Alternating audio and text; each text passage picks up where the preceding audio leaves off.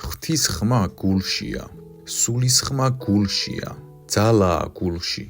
ადამიანის ორგანიზმში უამრავი მაღალტექნოლოგიურ ბიოკვანტური მექანიზმებია ჩადებული, რომელსაც მართავენ ნეირონთა ავტომატური ცალკეული ჯგუფები, მაგრამ იერარქიულად ერთმანეთზე დაქვემდებარებადი სისტემით.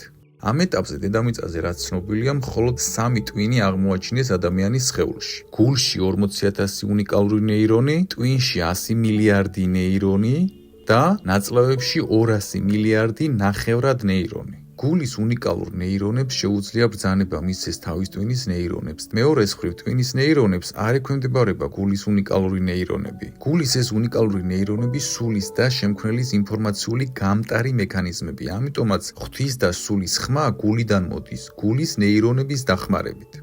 ფიქრისას ჯერ ფიზიკურად შეიგრძენით გული, შემდეგ ვიზუალურად შეიგრძენით გულის ცემა და ნეირონები გულში, შიგნით, შემდეგ დაიწყეთ გულის ნეირონებით ფიქრი.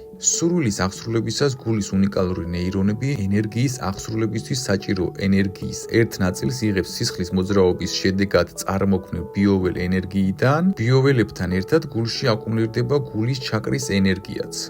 გულის ჩაკრიდან გამოსული სიყვარულის ენერგია შედის გულში, თიმუსის ჯირკვლის დახმარებით და მოხტავს ღვთიური ენერგიით გულის უნიკალურ ნეირონებს. გულის ჩაკრის ენერგიის პარალელურად გული იმუხტება ბიოველებით, რასაც წარმოქმნის სისხლის მოძრაობა და გულისცემა. ხდება ღვთიური და მიწიერი ენერგიის შეერთება. გაერთიანებული ენერგია აკუმულირდება მყისიერად გულში და გამოიფრქვევა გარეთ.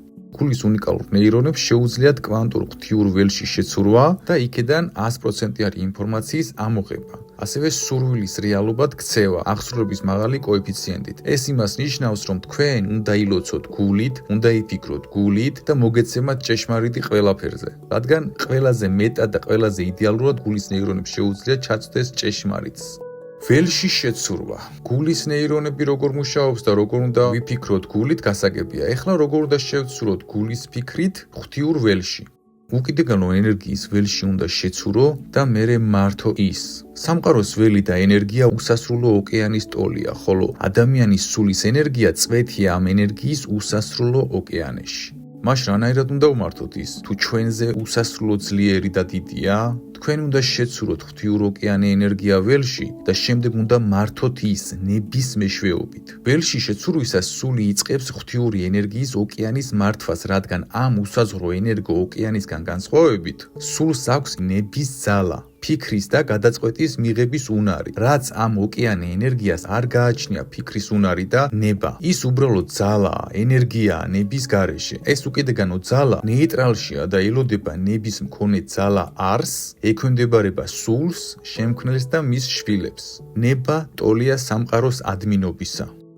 როგორ შევცუროთ ღვთიურ ველში? ველში შეცურვის პროცესი იწყება მაშინ, როდესაც ადამიანი იწყებს სამყაროდან გამოგზავნილი ნიშნების დაკვირვებას და მათზე მაღალვიბრაციულ რეაგირებას.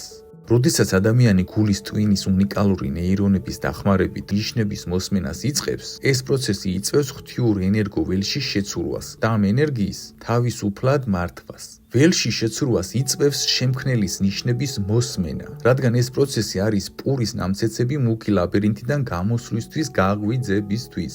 ნიშნები შეიძლება იყოს ყველაფერში. მაგალითად, სადღაც ვიდეოში უეცრად ამოვარდა კონტენტი საუბრით, სხვა ადამიანის მიმართ ჩაგვრელობითი ქმედების ზიანზე. ხოლო რამდენიმე დღის წინ თქვენ შესაძლოა დაჩაგრეთ სხვა ადამიანი და ამ ვიდეოს ნახვის შემდეგ გაგახსენდათ გუშინდელი ქმედება, მაგრამ ეს ნიშანი დააიგნორეთ, რადგან დამთხევად ჩათვალეთ, რაც ველში შეცურვას აბკოლებს. ამ შემთხვევაში ადამიანმა ვერ წაიკითხა ღვთის ნიშნები და შესაბამისად ვერ კითხულობს ნამცეცებს, რომელიც გამოიყვანს მას მუქის ლაბირინთიდან. ნიშნების მოსმენა გაახლოვებთ იმ ცოდნის გახსნებთან, რომელიც წინ მომავალში გელოდებათ და დაგჭირდებათ ცოდნის სახით, რათა არ მოშორდეთ საწყის, შემქმნელს. რატომ არის ასეთი მნიშვნელოვანი ნიშნებზე დაკვირვება? ნიშნებზე დაკვირვება გეხმარება სამყაროს მდინარის მიმართულებით ცურვაში. საწინააღმდეგო ცურვა იგივე დაბალვიბრაციული ცხოვრება იწვევს სიცოცხლის დინების წინააღმდეგ ცურვას. როცა წვეთი ცდილობს იმოძრაოს სიცოცხლის მდინარე ოკეანის მიმართულების საწინააღმდეგო მიმართულებით, ის უბრალოდ გამოიძევება ამ მდინარიდან სიცოცხლის მიმართულების ალღებითვე.